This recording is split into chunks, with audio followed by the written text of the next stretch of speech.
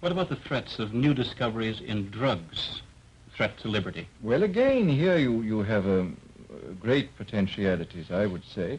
I mean, after all, we're already rather concerned about the tranquilizers. I mean, last year, it's apparently 48 million prescriptions were written by American doctors for tranquilizers, most of which have been refilled several times. And one has to ask the question, tranquilizers are certainly very good for people with violent neurotic or psychotic afflictions, but is it really very useful that immense numbers of people should take it on every provocation?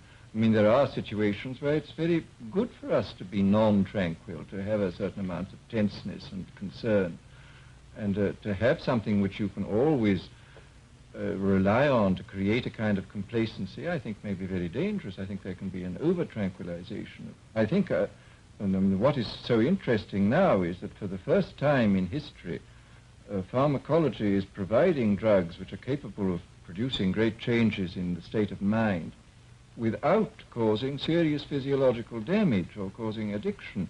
You've been called a salesman for mescaline.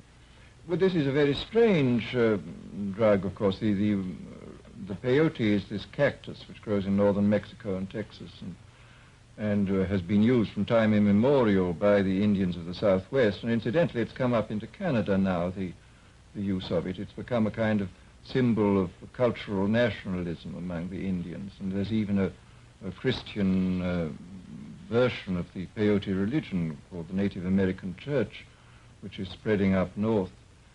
And it's undoubtedly a very interesting and strange and important drug. And of course, what they've done now, they synthesized it, and they have now another drug, lysergic acid, which produces almost identical effects and produces in most people this transfiguration of the outer world, that everything seems more real and intense and beautiful.